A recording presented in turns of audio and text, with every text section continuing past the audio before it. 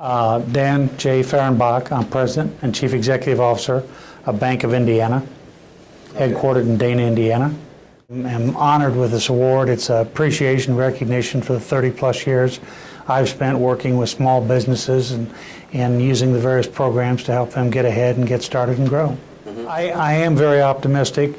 You know, I think we've seen quite a transition from the smokestacks to smaller businesses, but the small businesses have been the ones that are creating the jobs, and I think they're very important. You know, when you look at the banking side of it, though, the economics of scale are on the larger loans. You do just the same work for a $50,000 or $100,000 loan as you do for $250,000 or $500,000 or $1 million or $2 million loans. So most of the well-established larger banks have gravitated towards larger loans, and they don't spend as much time working with small businesses. I think there's a lot of different ways that the Small Business Development Center is important to small businesses and to financial institutions. Number one, banks are running very thin as far as personnel because we're competing in the same competitive world that other businesses are. So over the years, there's been fewer and fewer people doing more and more tasks. And we don't have the time to sit down with a businessman and continually get the period of time necessary to put together the business plan, to put together the projections, to put together the marketing plan and refine them 2 or 3 times. We can give them some general ideas, we can give them some forms, but it works a lot better when we can refer them to the Small Business Development Center, and you people who have done that many, many times before can help them do that and work through the process. And you can get blocks of time where they can get significant amounts of work done. They generally come in to see us in a half hour, maybe 45 minutes at one period is about the max we're going to get. And it makes it very difficult to get the background, to put together the necessary business plan, projections, and marketing plans that we need to properly evaluate the loan. We work very closely with the Small Business Development Center, and the extraordinary thing that I really like about working with it is that the referrals go both ways. There's times we get somebody in and we know that they need the expertise of a Small Business Development Center. They've got part of it, but they need to refine another part of it. And so we refer them to the Small Business Development Center here in Terre Haute. And there's times they'll call us and they say, we've met with this individual, we've put together a business plan, projections, etc., and he needs to meet with a bank. And we're quite willing to meet with him because we know when he comes from the SBDC, he's got the information together, he's got it in an orderly fashion, and we can make a pretty quick determination. Are we going to be able to get a loan put together for these people? Excellent. Bank of Indiana is unique for several reasons. In April of 2006, we purchased a bank that was in Dana, Indiana, and it was a group of 80 investors that went together, and we purchased the bank, and the reason we did is we wanted to do things differently. We believe that there are many great banks out there that are serving the consumer and the retail side of the market.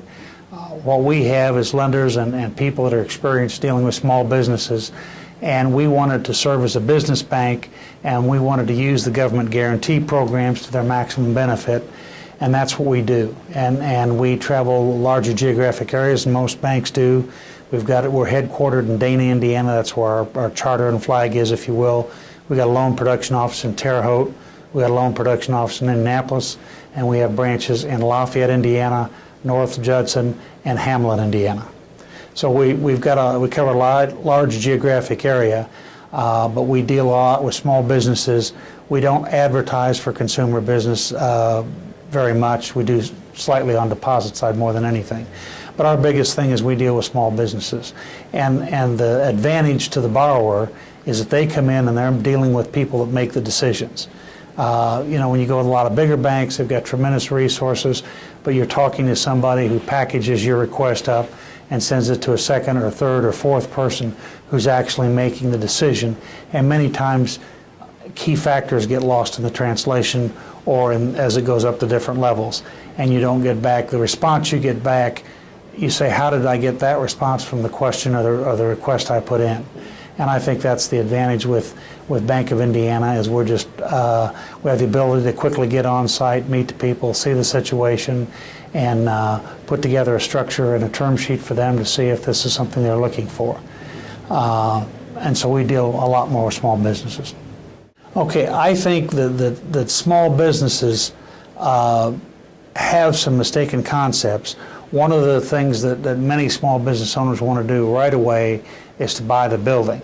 And one of the things I try and do is sit down with them and say, look, the return on real estate is not the best return going. Your business should be able to return a far better return using your accounts receivable and your inventory than on your buildings. Wait to buy the building until you're a success, until you've got plenty of money.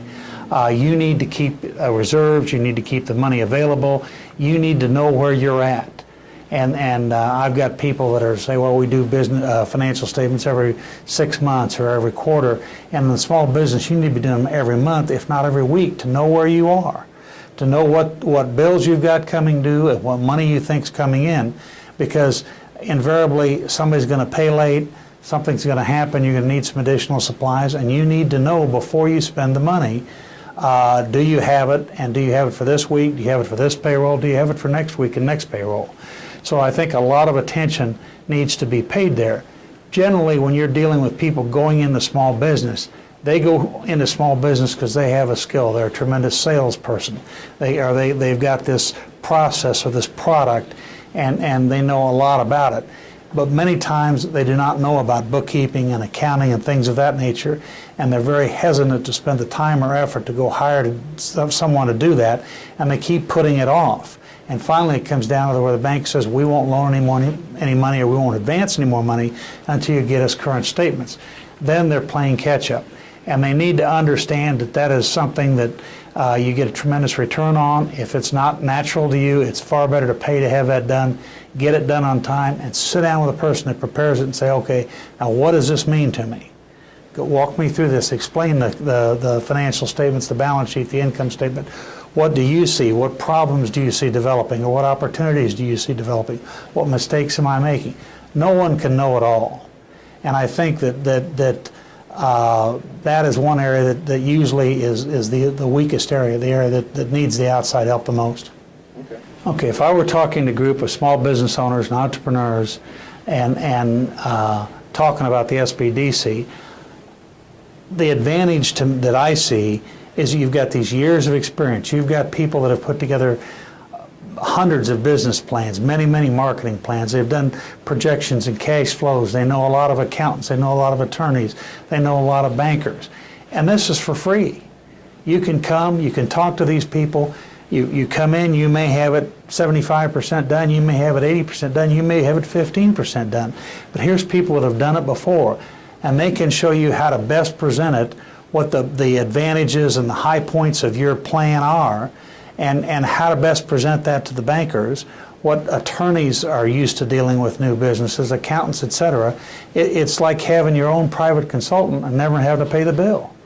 And I think that people should be utilizing this a lot. As far as one final comment, a lot of people tell me, they just don't have the time or the efforts or the patience to deal with SBA loans. And what I've told lenders and different banks over the years is it's just like anything else. If you do 5 of these, you get to know them, you get to understand them, you get to understand the process, and you'll do them the rest of the time you're in banking.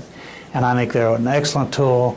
They give the bank liquidity, they give the bank protection, and they give the bank plenty of Community Reinvestment Act opportunities, and I think it's an excellent program. You just have to commit a little time to do it. You do 5 of them, you'll continue to do them. And that's both 7A and 504.